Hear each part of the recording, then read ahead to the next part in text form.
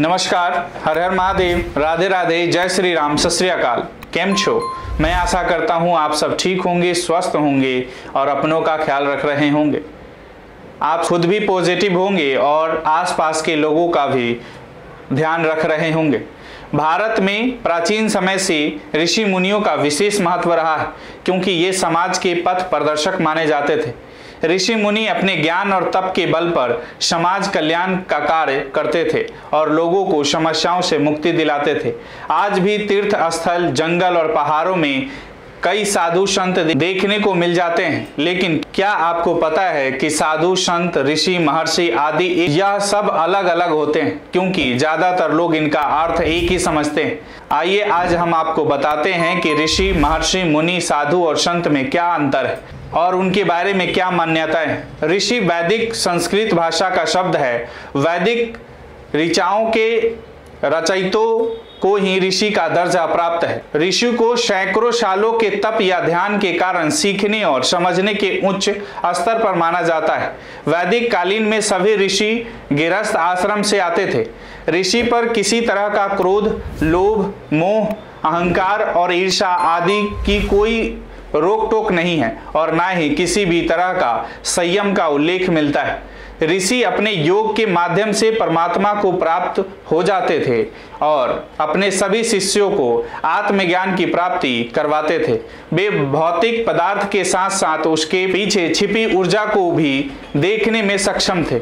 हमारे पुराणों में सप्त ऋषि का उल्लेख मिलता है, जो केतु, पुलह, पुलत्स, अत्रि, अंगिरा, वशिष्ठ तथा भृगु है। ज्ञान और तप की उच्चतम सीमा पर पहुंचने वाले व्यक्ति को महर्षि कहा जाता है। इनसे ऊपर केवल ब्रह्मा ऋषि माने जाते हैं। हर सभी में 3 प्रकार के चक्षु होते हैं। वह है ज्ञान चक्षु, दिव्य चक्षु और परम चक्षु है। जिसका ज्ञान चक्षु जागृत हो जाता है उसे ऋषि कहते हैं, जिसका दिव्य चक्षु जागृत हो जाता है उसे महर्षि कहते हैं और जिसका परम चक्षु जागृत हो जाता है उसे ब्रह्म ऋषि कहते हैं। अंतिम महर्षि दयानंद सरस्वती हुए थे, जिन्होंने मूल मंत्रों को समझा और उनकी व्याख्या की। इसके बाद आज तक कोई व्यक्ति महर्षि नहीं हुआ। महर्षि मोह माया से विरक्त होते हैं और परमात्मा को समर्पित हो जाते हैं।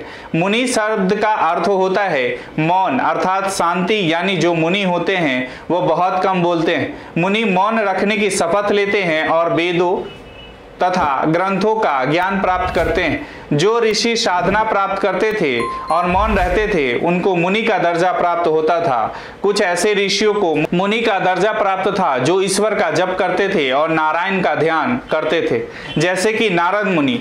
मुनि मंत्रों को जपते हैं और अपने ज्ञान से एक व्यापार भंडार की उत्पत्ति करते हैं। मुनि शास्त्रों की रचना करते हैं और समाज के कल्याण के लिए रास्ता दिखाते हैं। मौन साधना के साथ साथ जो व्यक्ति एक बार भोजन करता हो और 28 गुणों से युक्त हो वह व्यक्ति ही मुनि कहलाता है। अब मैं बात करूं साधु की, तो साधना करने वाले व्यक्ति को साधु कहा जाता है। साधु होने के लिए विद्वान होने की जरूरत नहीं है, क्योंकि साधना कोई भी कर सकता है।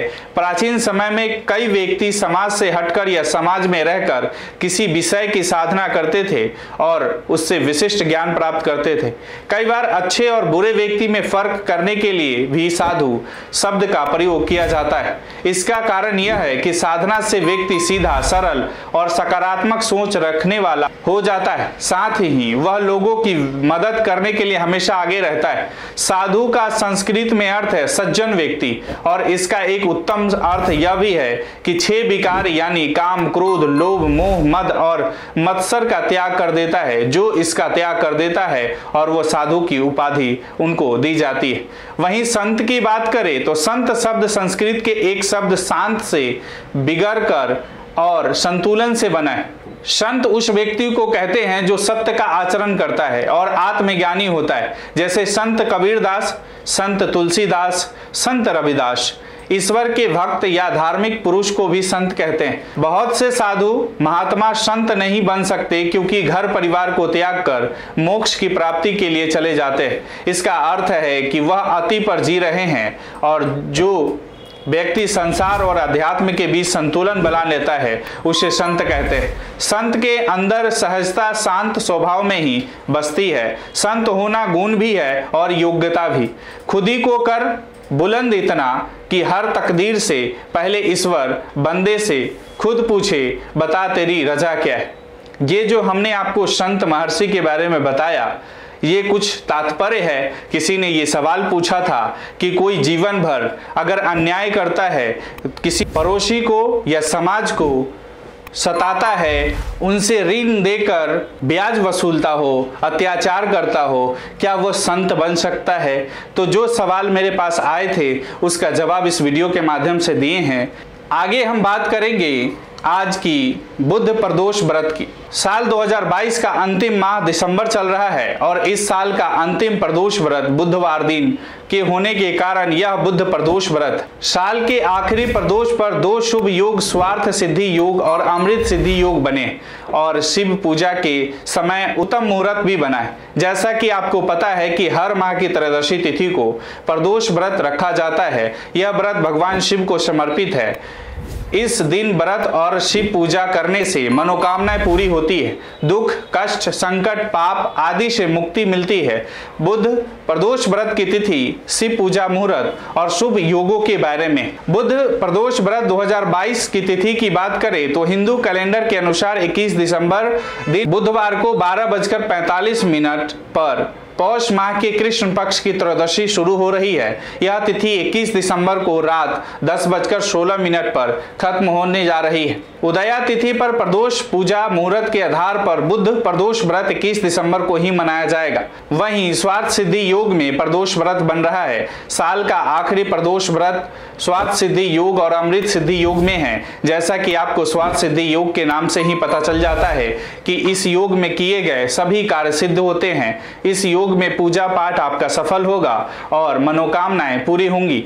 21 दिसंबर को स्वार्थ सिद्धि योग सुबह 8:33 से लेकर अगले दिन गुरुवार को सुबह 6:33 तक है। स्वार्थ सिद्धि योग के साथ ही अमृत सिद्धि योग भी लग रहा है। अमृत सिद्धि योग भी कार्यों के लिए शुभ माना जाता है।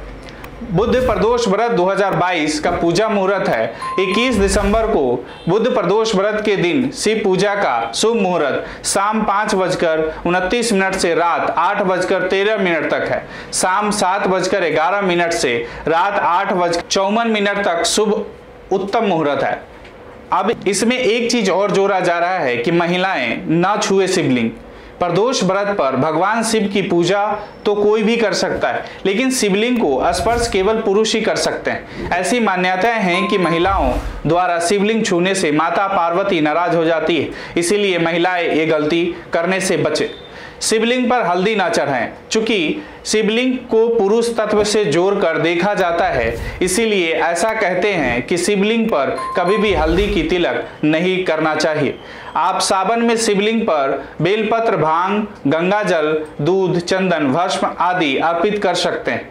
साथ ही काले कपड़े नहीं पहनना चाहिए। प्रदोष व्रत के दिन व्रत रखने वालों या महादेव की पूजा करने वालों को काले रंग के कपड़े नहीं पहनने चाहिए। काला रंग नकारात्मकता का प्रतीक होता है। भोलेनाथ की उपासना के वक्त लाल या पीले रंगे कपड़े पहनना अच्छा माना जाता है। सावन के महीने में हरे रंग के कपड़े पहनना भी उत्तम होगा। इन चीजों को न चढ़ाए। भगवान शिव को भूलकर भी केतकी के फूल, तुलसी की पत्तियां, नारियल का पानी, शंख का जल, कुमकुम या सिंदूर नहीं चढ़ाना चाहिए। ऐसा कहते हैं कि इन चीजों को अर्पित करने से भोलेनाथ रुष्ट हो सकते हैं। इन चीजों से करे परहेज। प्रदोष व्रत के दिन कुछ खास चीजें खाने से बचना चाहिए। खास तौर से महिलाओं को बैगन, पत्तेदार सब्जियां, लहसुन, प्याज, मांस या शराब का सेवन नहीं करना चाहिए। तामसिक भोजन की बजाय सात्विक भोजन का सेवन करें।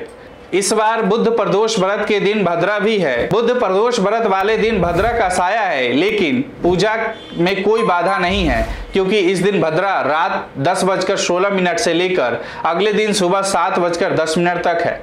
बुद्ध प्रदोष व्रत का महत्व क्या है? दिन अनुसार प्रदोष व्रत का महत्व होता है। बुद्ध प्रदोष व्रत करने से सभी इच्छाओं की पूर्ति होती है। इसी तरह जो लोग शनि प्रदोष व्रत रखते हैं उनको पुत्र की प्राप्ति होती है। रवि प्रदोष व्रत करने से उत्तम स्वास्थ्य और दीर्घायु प्राप्त होता है। प्राचीन काल की कथा है, एक पुरुष का नया नया विवाह हुआ था। वह गौने के बाद दूसरी बार पत्नी को लाने के लिए ससुराल पहुंचा और उसने सास से कहा कि बुधवार के दिन ही पत्नी को लेकर अपने नगर जाएगा। उस पुरुष के सास ससुर ने, साले सालियों ने उसको समझाया कि बुधवार को पत्नी को विदा कराकर ले जाना शुभ नहीं है, लेकिन वह पुरुष नहीं माना। विवश होकर सास ससुर को अपने जमाता और पुत्री को भारी मन से विदा करना पड़ा। पति पत्नी बैलगाड़ी में चले जा रहे थे। एक नगर से बाहर निकलते ही पत्नी को प्यास लगी। पति लोटा लेकर पत्नी के लिए पानी लेने गया। जब वह पानी लेकर लौटा तो उसने देखा कि उसकी पत्नी किसी पराये पुरुष के लाए लोटे से पानी पीकर हंस हंस कर बात कर रही है। वह पराया पुरुष बिल्कुल इसी पुरुष के शक्ल सूरत जैसा था। यह देखकर वह पुरुष दूसरे अन्य पुरुष से क्रोध में आग बबूला होकर लड़ाई करने लगा। धीरे धीरे वहां काफी भीड़ इकट्ठा हो गई। इतने में एक सिपाही भी आ गया। सिपाही ने स्त्री से पूछा कि सच सच बता, तेरा पति इन दोनों में से कौन है? लेकिन वह स्त्री चुप रही, क्योंकि दोनों पुरुष हम शकल थे। बीच राह में पत्नी को इस तरह देखकर वह पुरुष मन ही मन शंकर भगवान की प्रार्थना करने लगा कि हे भगवान, मुझे और मेरी पत्नी को इस मुसीबत से बचा लो। मैंने बुधवार के दिन अपनी पत्नी को विदा कराकर जो अपराध किया है उसके लिए मुझे क्षमा करो। भविष्य में मुझसे ऐसी गलती नहीं होगी। श्री शंकर भगवान उस पुरुष की प्रार्थना से द्रवित हो गए और उसी क्षण वह अन्य पुरुष कहीं अंतर्ध्यान हो गया। वह पुरुष अपनी पत्नी के साथ सकुशल अपने नगर को पहुंचा। इसके बाद से दोनों पति पत्नी नियम पूर्वक बुधवार प्रदोष व्रत करने लगे। बोलो उमापति शंकर भगवान की जय। अगर आपको यह वीडियो अच्छी लगी हो तो इसे फेसबुक और यूट्यूब पर जरूर शेयर करें और इसी तरह के अन्य वीडियो के लिए जुड़े रहें। आपकी अपनी गणपति ज्योतिष संस्थान के साथ आपका इस वीडियो के बारे में क्या ख्याल है, हमें कमेंट बॉक्स में जरूर बताएं। राधे राधे, नमस्कार।